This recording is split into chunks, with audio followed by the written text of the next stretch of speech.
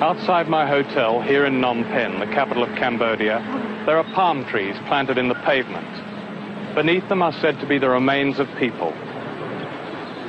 There are many such trees in the towns of Cambodia, under which have been discovered human fertilizer. They are monuments to a regime of fanatics called the Khmer Rouge, led by an Asian Hitler called Pol Pot and underwritten by the government of China. Last year, I reported from Cambodia in a documentary called Year Zero, and your response to that film was nothing less than historic. Following its showing throughout the world, some £19 million was raised in relief for Cambodia, much of it from those of you who could least afford to give, who gave up pensions, family allowances, life savings, holiday money, pocket money, dole money. The film you're about to see will show what your compassion and generosity have achieved. It will also show, in the first report both from here in Cambodia and the camps in Thailand, why this suffering nation is being kept in shadow, isolated by power politics, why its future and survival are still very much in question, and why the most thorough mass murderers in memory are being actively sustained by the United Nations and by Western governments.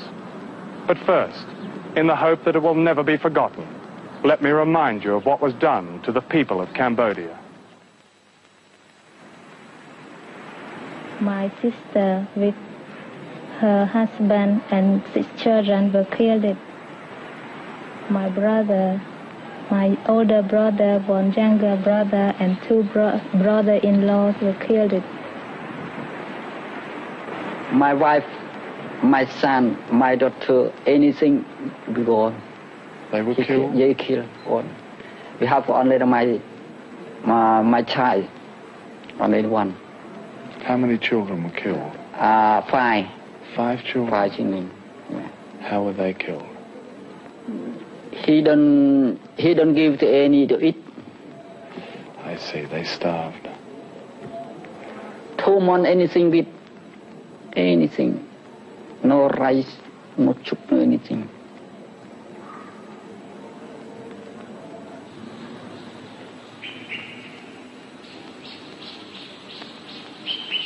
What was done has no parallel in modern times. Not even Hitler's demonry included the enslavement of the entire population and the systematic slaughter of many of those touched by the 20th century. Doctors, teachers, technicians, skilled workers, anyone who knew foreigners or a foreign language. Not even Stalin's terror included the emptying of cities and towns, the Luddite destruction of machines, telephones and hospital equipment, the banning of money and of all learning, books and art, and the abolition of the family and of all expressions of joy, love and grief. That is what happened in Cambodia from April 1975, year zero in the calendar of Pol Pot's regime. If you want to live, the Khmer Rouge told townspeople who were marched at gunpoint into the countryside, you must surround yourselves with silence, hear nothing, know nothing, understand nothing. The horror began, of course, before Pol Pot. Cambodia's peace and fragile neutrality were destroyed in 1970 by a secret war launched by President Nixon and Dr. Kissinger in violation of American law and in defiance of Congress. By 1973, American bombers had dropped the equivalent of 5 Hiroshimas on Cambodia. Out of this inferno came Pol Pot and the Khmer Rouge, whose forest revolution exploited the devastation. A civil war began, resulting in 1 million dead and wounded.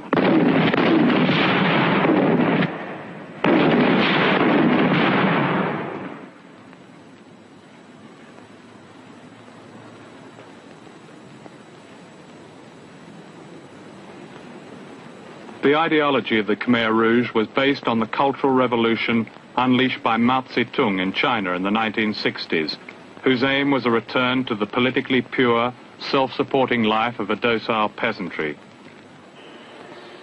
To this, the Khmer Rouge added a medieval bloodletting and created Auschwitz in Asia.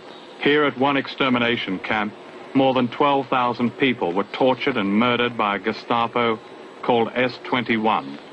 Like the Nazis, the Khmer Rouge photographed their victims Before and after they hanged them, strangled them, disemboweled them, electrocuted them, and cut their throats.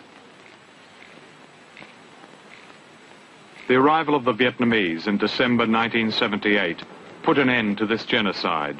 For the first 9 months of 1979, the only substantial relief reaching Cambodia, as well as practical help to rebuild the country, came from Vietnam, itself on the edge of famine. But in the absence of a major international relief operation, starvation spread like fire.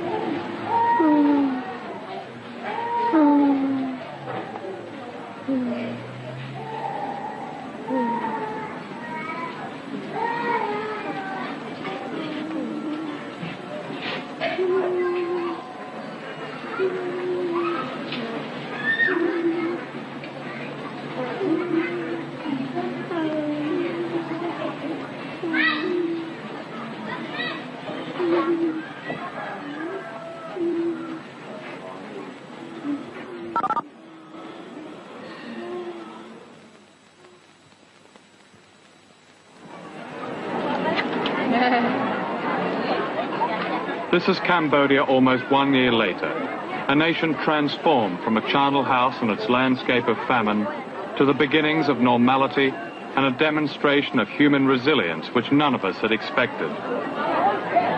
So that the assessments in this second report would have the widest possible base, I asked 2 French doctors who were here in the summer of 1979 to return with us.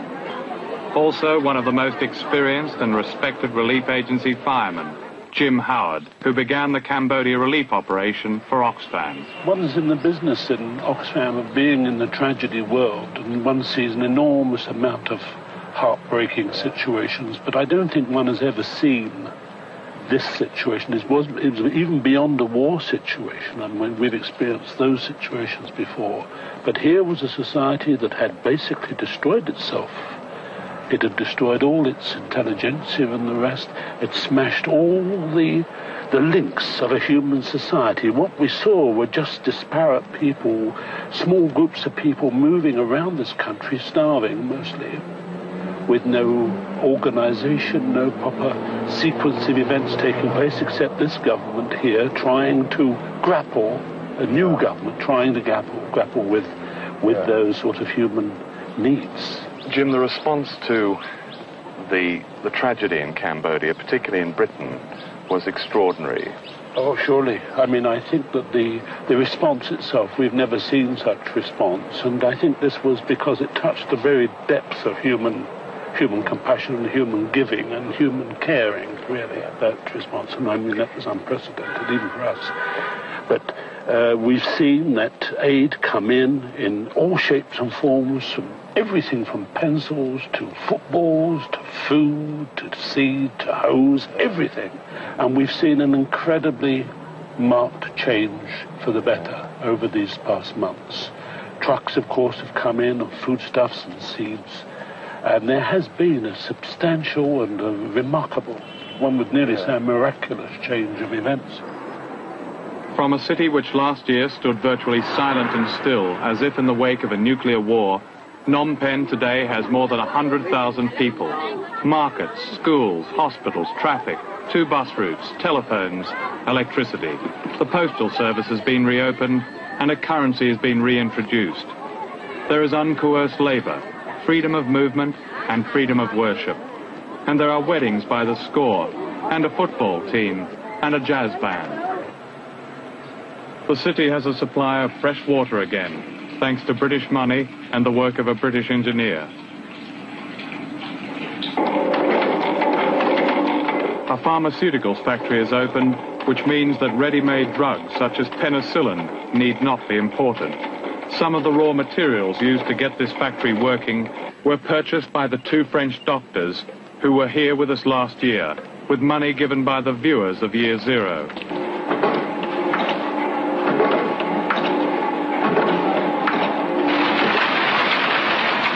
The generosity of the British people has literally put colour back into people's lives.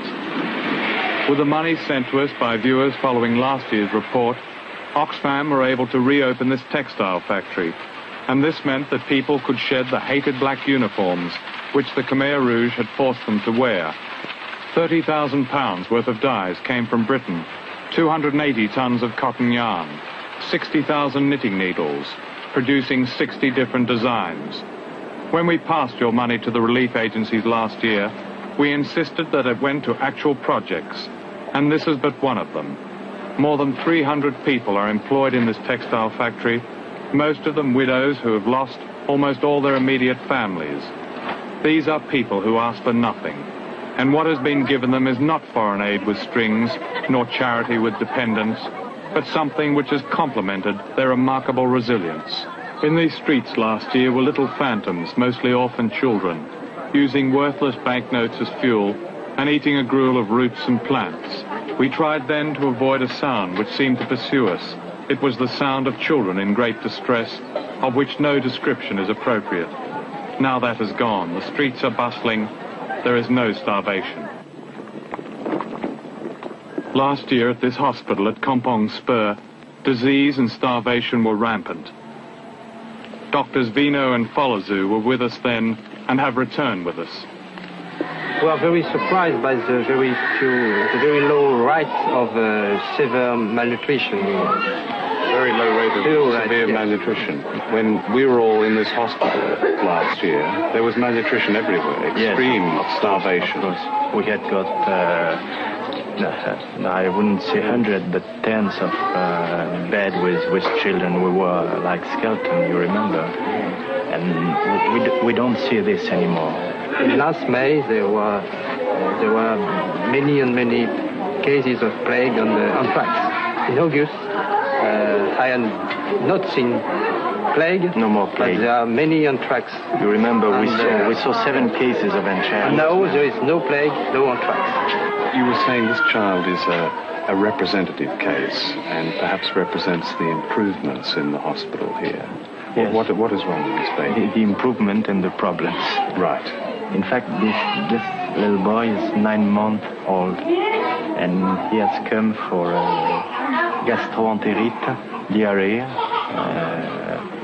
for the last month.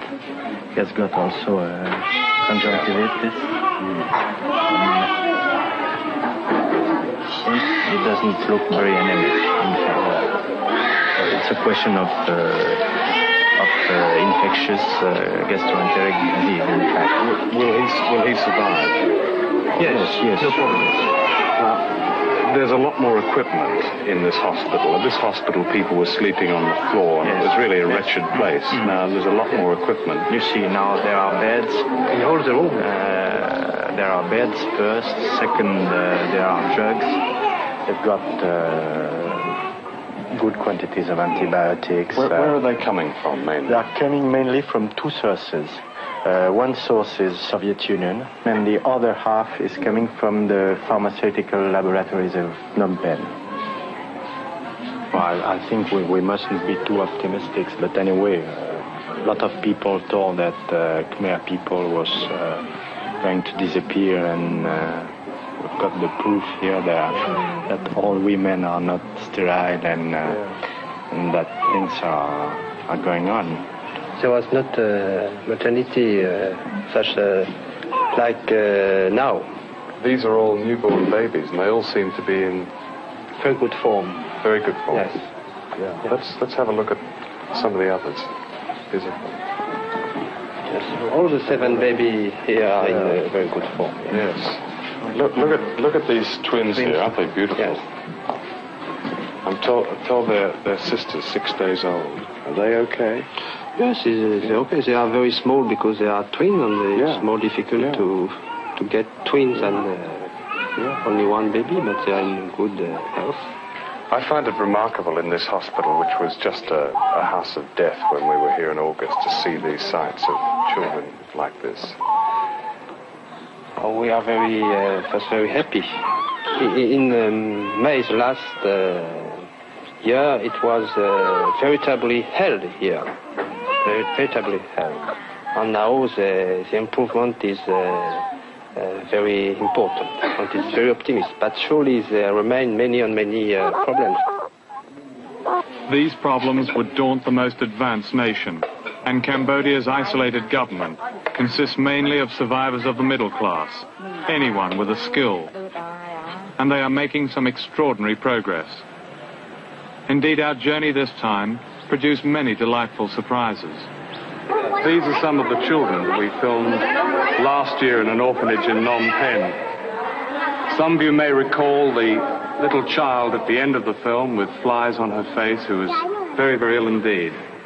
This is her now. Her name is Ban, and she's growing into a healthy little girl. This is Ok. Okay. Ok, when we last saw him, was spread-eagled on a bed, thin, malnourished, very close to death. And look at him now. Look at that wonderful pot tummy. People who think they can never help children that they see in a film like ours should look at these healthy children and know that the mosquito nets and the drugs and many of the things that have helped them grow into the bonny children they're becoming were sent by them and paid for by their money, including the toys and the footballs and all the other things that are now starting to make their life livable.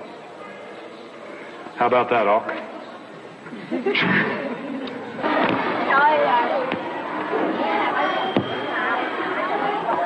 Last year at this school, there were 50 sick and hungry children crammed into a pig pen.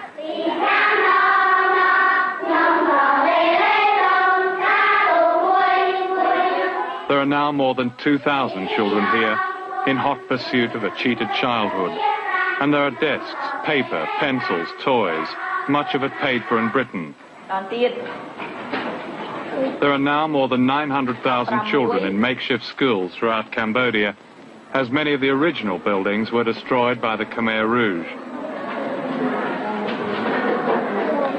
Ian Hopwood of the United Nations Children's Fund said many of the 19,000 teachers have never taught before, but the government has begun a 2-month crash course. They're doing the same with doctors and nurses, and it's working.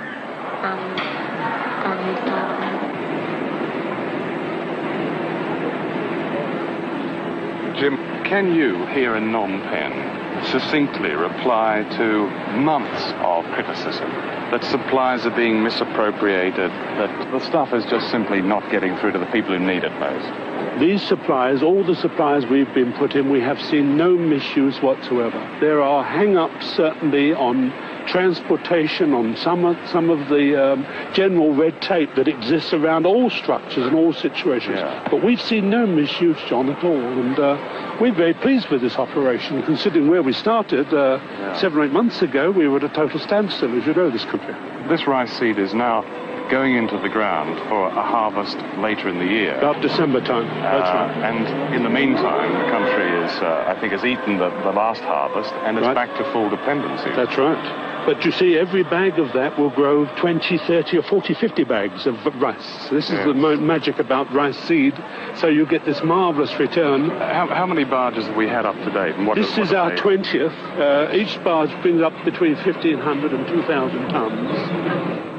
Unannounced, we followed the seed from this barge to the railway yards at Phnom Penh, where it was loaded onto a train for Battambang, 350 miles to the northwest. Until the December harvest, Cambodia is completely dependent on foreign relief, and the government has clearly taken a gamble by giving priority to seed over food, which has been rationed and stored. This has drawn criticism from some foreign relief officials who worry about pockets of malnutrition in the countryside, where food distribution has been sporadic.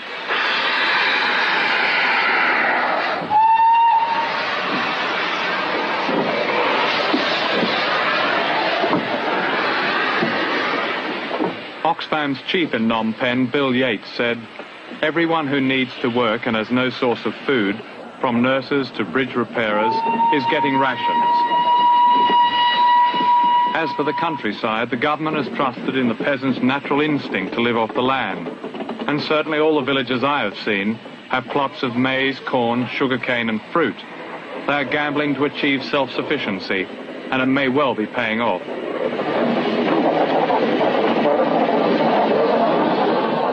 But But the problems and dangers that lie ahead cannot be minimized. A great many people, mainly children, remain too close to the edge of famine, and until Cambodia's political and diplomatic isolation is ended, it cannot be legally offered a United Nations plan of reconstruction, and the future of a society whose very fabric is unraveled will remain in doubt. These thin children in Battambang railway yards are clearly at risk. Here they collect the sweepings of rice seed, and perhaps just one epidemic would decimate them. Dominic Dufour, head of the Red Cross in Phnom Penh, said, "Food is being stockpiled because these people have had nothing for so long, and because they can never be sure how the international winds will blow and if Western aid will be cut off." In Cambodia today, the past seems to hover like a spoiler of the present. This is the city of Battambang, and these Chinese earth movers were used to dig mass graves. Cambodia's much-loved singer, Sin Sisamuth, was brought here from Phnom Penh and forced to stand at his own graveside and to sing the Khmer Rouge anthem, which is all about blood and carnage. Then he was beaten to death. Outside Cambodia in the west, memories of such horrors are fading almost as quickly as the Khmer Rouge is mounting a public relations campaign to change their image. And they are having some success. Not far from here, close to the Thai border, a man called Khieu Samphan, the so-called Prime Minister of Pol Pot's Democratic Kampuchea, entertains the foreign press with much food and whiskey. His defunct government controls no national territory, except a few border enclaves, but it's recognized by the United Nations. One British correspondent found him to be a youthful, sturdy man with a ready smile, who wished to clear away the past, and said, "My government's future policy is to work for freedom for my people to choose a government of any ideology, communist, capitalist, or middle of the road." The reporter might well have been interviewing Adolf Hitler about his plans for a Fourth Reich. Khieu Samphan, who enjoys this kind of so-called objective interview, was the Khmer Rouge leader whose theories were most responsible for the Nazi-like perversions against his people. In this village, no family has lost fewer than 6 members, starved or murdered by the Khmer Rouge, who made a spectacle of hanging children. Today, many of the farmers trying to lead peaceful lives in this province are terrorized by Khmer Rouge guerrillas as they sow their crops. We were warned that our film team was a Khmer Rouge target, and we narrowly escaped an ambush.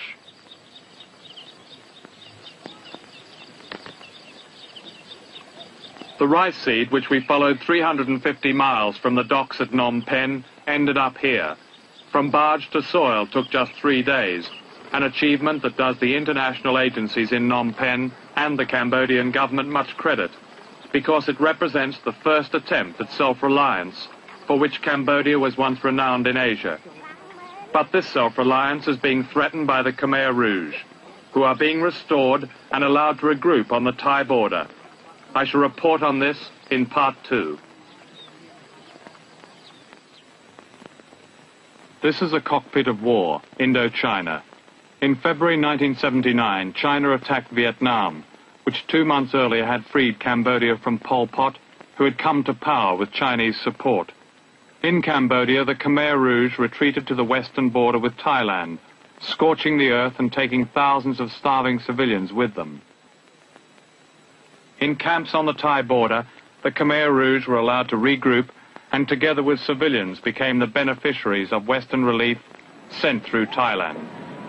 Paul, you've seen both sides of the border, here in Cambodia and on the Thai border. What are your feelings about the politics of relief in this area?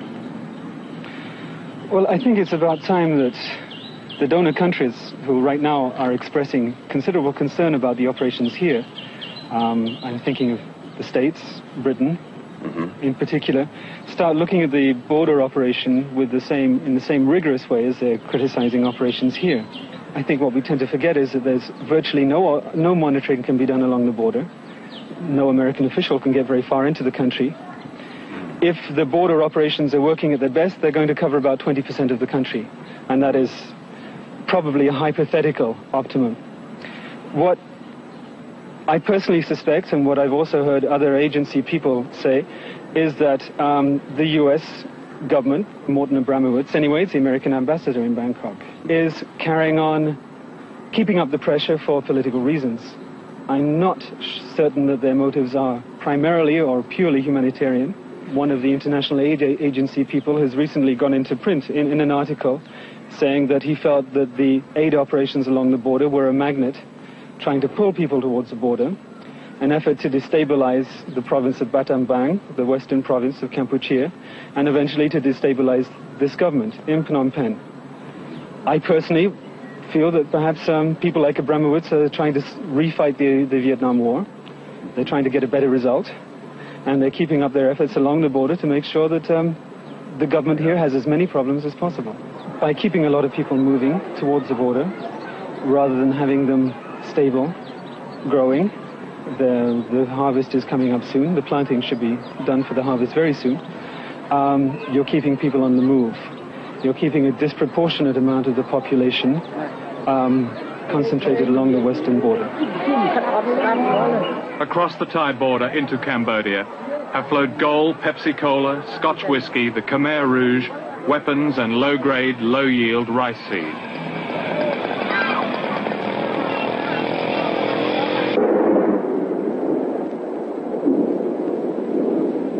A UNICEF report dated April the 9th called this seed bad seed because it included sand and husks. The report said non-government agencies tested the seed and found between 30 and 50% rebate. In other words, up to half of it was rubbish and could cause a disastrous harvest.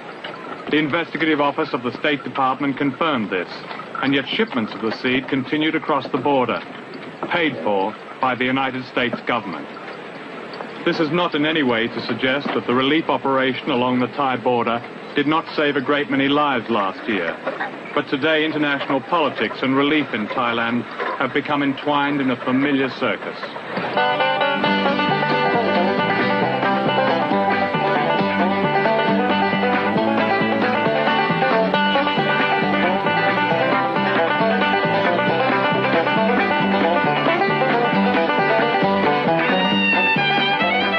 This is the town of Aranya Pratet in Thailand, just over the border from Cambodia. It's a cocktail of the Texas frontier and Saigon before it lapsed into communist hands.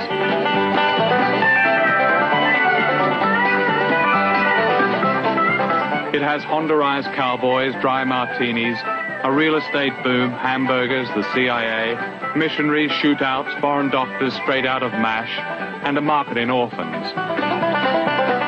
It's really an extension of Bangkok, which for many Westerners presents the last perfect vision of Asia. Rows of massage parlors offering everything from children to grandmothers, with VD clinics conveniently next door. Like old Saigon, Thailand is run by a shuffling pack of generals whose economy is underwritten by the US Treasury, and lately by China, a prime source of oil. In the current Cold War, China and the US are allies, and Thailand is one of their proxies, and the Khmer Rouge, with havens on the Thai border, is another. Last July in Tokyo, President Carter and Chairman Wagu Fong issued a statement which said that America and China had agreed on strategic perspectives as they related to Afghanistan and to the Vietnamese invasion of Cambodia. What this new alliance boils down to is that China wants Pol Pot back in power, with a new respectable image, of course, and its traditional foe, Vietnam, subdued, and Vietnam's ally, the Soviet Union, isolated. And America does not wish to displease China, for its current Cold War enemy is also the Soviet Union. The ironies almost sharp.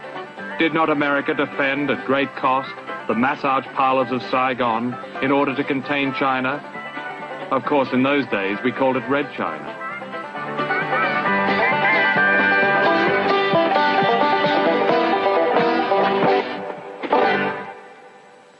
Inside Thailand, a few miles from the border, is Khao Dung, the biggest Cambodian refugee camp run by the United Nations Commission for Refugees. The population of Khao Dung includes many of those preyed upon by the Khmer Rouge, the skilled, the educated, the survivors of the middle class. The United Nations representative at Khao Dung is Mark Brown. I asked him if the work of the hundreds of foreign charities here was helpful. It's a context where individually everything that the voluntary agencies do is helpful on the whole. I mean, most of them, come here to provide some basic relief services, some doctoring, some supplementary feeding, and a few even do sanitation and that kind of thing, which I wish there were more who did that. However, you seem to be inundated by medical teams. We heard the story of the Italian medical team that had to find work for. And, yes, that's right. I mean, I've just come to you now, actually, from a quarrel between two medical teams over which of them was going to provide the 4th surgical unit at Khao Dung when there's probably only a need for 2 surgical units. And, I am very fed up of building facilities for doctors rather than refugees here. You've got people here who, in effect, are having to put up with all the basic threats that a refugee faces anywhere in the world. The doubts about their political future, they have barely enough water. We can't be very proud of the amount of food they get. They get enough for life, but no more. And yet at the same time, and quite contradictorily, thousands and thousands of Valium pills are being prescribed every day. There's this over-medication, there's this sort of element of pampering.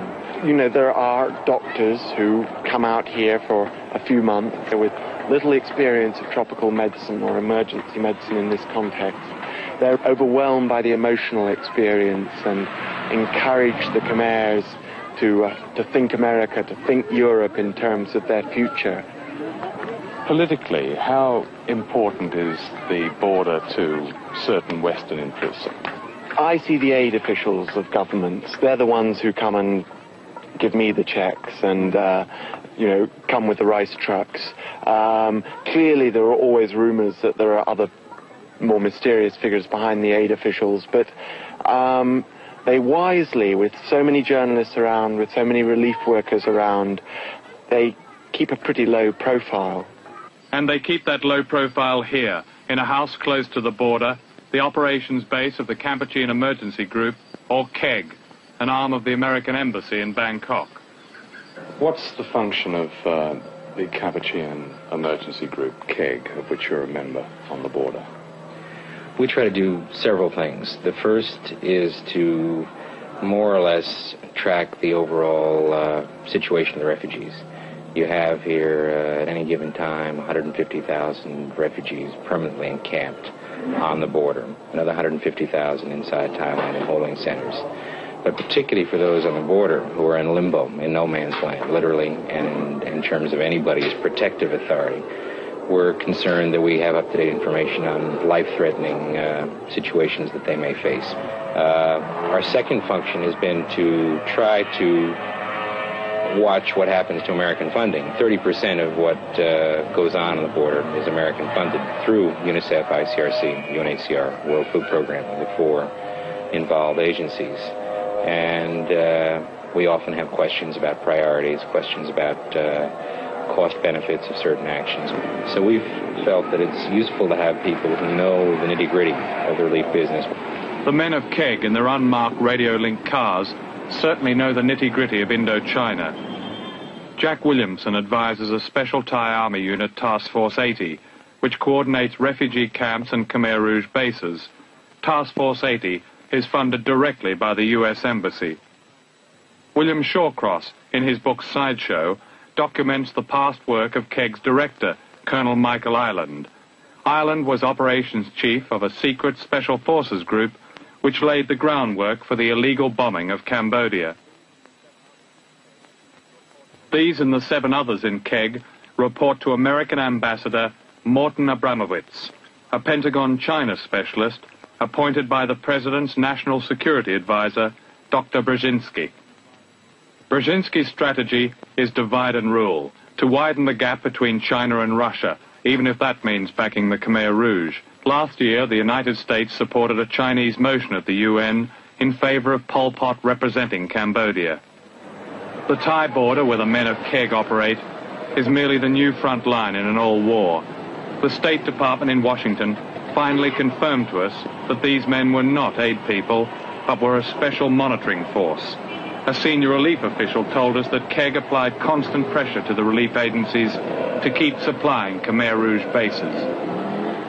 It does seem ironic that the West, and the United States in particular, seems to be supporting the Khmer Rouge. The comparative weight in terms of feeding effort has been markedly towards the non-Khmer Rouge. The feeling has always been you can't go along the border and say, okay, politically you're excluded, politically you aren't, or you get into all sorts of international political problems, plus considerations of equity of the civilians involved. The United States government and some of the more conservative, shall we say, American journalists were the first ones to denounce the Pol Pot regime, and I for one am very disturbed by the silence that they seem to have drawn over the excesses of the Pol Pot regime more recently. There are several factors that politically are at stake, and there are, of course, a variety of other political factors that impinge on the humanitarian job. If I go to the American embassy in Bangkok and if I talk to officials there, they couch their arguments in terms of humanitarian concern for the Khmer people. When I talk to aid officials, people who are involved in the border operations or here, I'm beginning to hear more and more often complaints of extremely crude pressure coming from the U.S. This is Sa Kaeo camp inside Thailand, where the United Nations flag flies, but which in reality is controlled by the Khmer Rouge. They dispense the Western aid that is given to them, and they spread fear by burying people up to their necks. Their leadership have special quarters, and their troops have been rested and fattened. At night, their wounded are ferried here by Task Force 80 and treated by foreign medical teams. Since the border relief operation began, it is estimated that Khmer Rouge's strength has doubled to 30,000. Last June, in a blaze of public relations, more than 8,000 refugees were repatriated to their homeland. In fact, these so-called refugees all came from this camp. An official of the United Nations, which opposed the repatriation, told us, "We're sending back an entire division of the bastards. This is like a declaration of war." The Bangkok Post reported, "The followers of Pol Pot, who exercises a strong hold over many of the camp's refugees, and who have told interviews that they took part in mass executions, have a ditty they sing to people in order to intimidate them to return and fight. It goes like this. Those of you who go back first will sleep on cots. Those who go back second will sleep on mats. Those who go back third will sleep in mud. Those who go back last will sleep under the ground."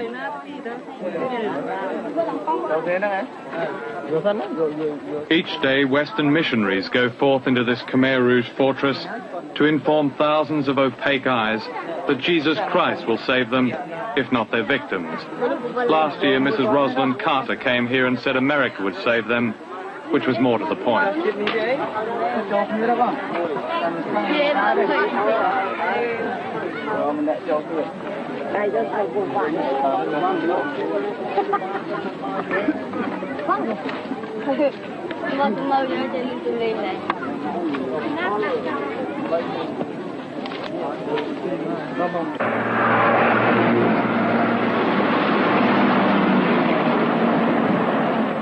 These 40 trucks, chartered by the United Nations Children's Fund and the Red Cross, are headed for Phnom Penh, just across the border inside Cambodia. They are laden with food, seed, and assorted goodies, which is a term the agency people use. Phnom Penh is a Khmer Rouge operations base set in forest and bunkers and minefields.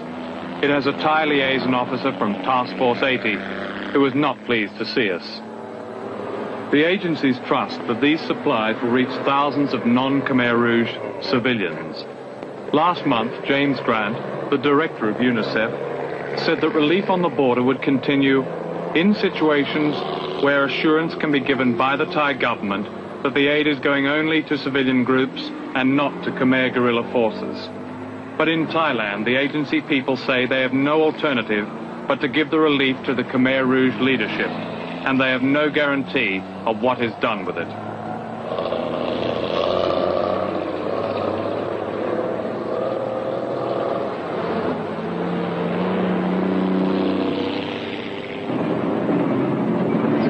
How long have you been making this run, Phyllis?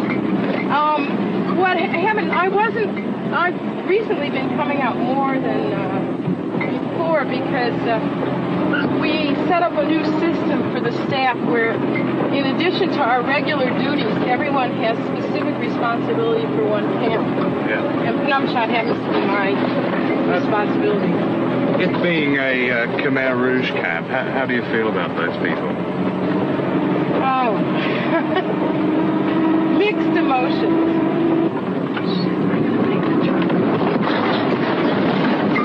Sorry about that. I want the truck to go over here. Is this all mined along here? Is it? Yeah.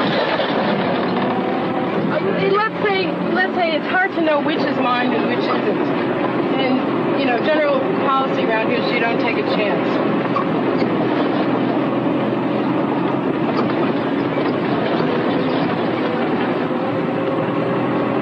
We always position the car so we can get out fast.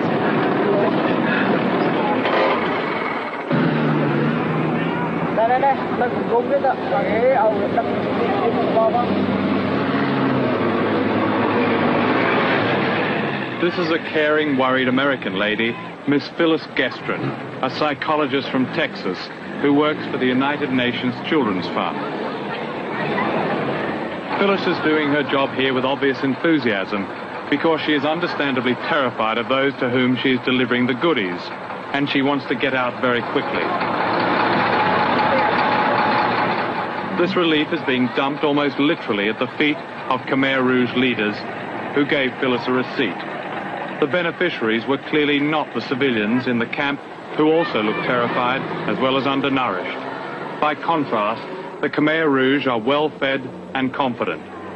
This camp is run by a man who likes the agency people to call him Monsieur le President. His real name is Nam Phan. He was Pol Pot's governor of Siem Reap province, where last year we filmed mass graves of murdered people. Privately, the aid people call him the Butcher and Pol Pot's Himmler. Would you ask Monsieur le President how much he has been helped by international relief?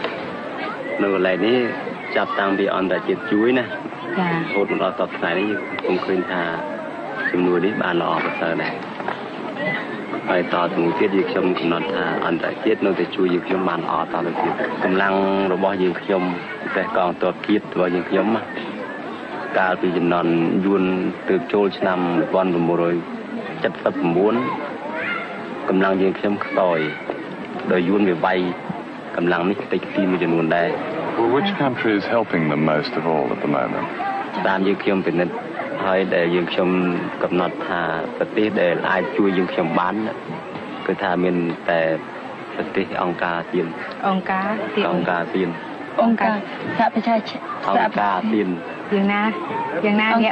ASEAN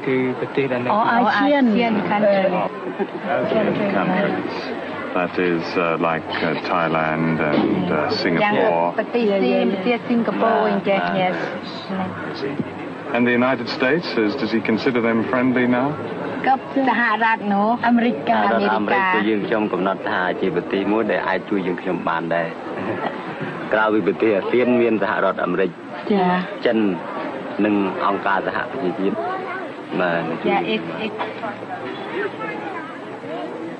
Both UNICEF and the Red Cross have a genuine dilemma. While they supply the Khmer Rouge, they are regarded by the Phnom Penh government as accessories to a murderous enemy, and their operations based in Phnom Penh are viewed with suspicion. But if the agencies pull out of the border, they fear that their Western funding will dry up. Both agencies are deeply embarrassed by their involvement here, and many of their dedicated officials would prefer that the whole operation was wound down. One of them said angrily, "Look, we're being manipulated by governments. There's nothing we can do about it, but I'm not going to say that to your camera." Another said, "All we're doing is feeding an army." It must be surely one of the supreme ironies of our time that we in the West are using perhaps the most fanatical, extreme left-wing regime, the Nazis of our time, as the proxies in the continuing war in Indochina.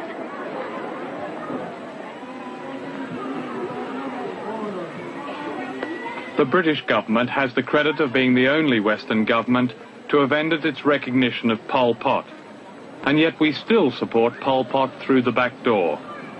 Last May, the Foreign Office instructed the British delegate to the World Health Authority to vote in favour of the credentials of the Khmer Rouge. To allow that force to come back in here will be one of the crimes of history. I think the failure of people like myself will be not to point out that that is still an active force in this country.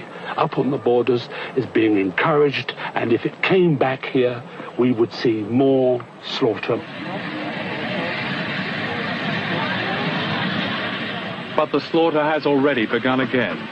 This unique train, having carried seed to the north, returns to Phnom Penh like a human ant-heap, with at least 5,000 passengers on board, slung in hammocks between the wheels, embracing the funnel, sardined everywhere.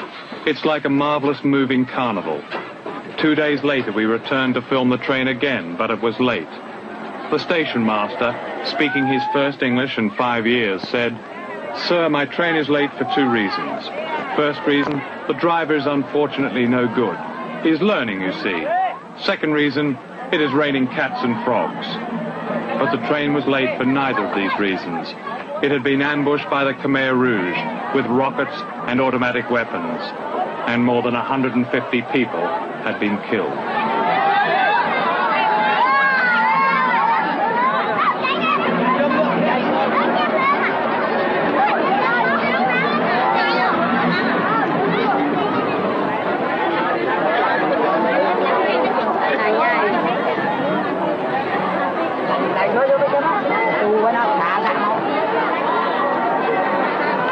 This teeming market in Phnom Penh represents Cambodia's precarious normality.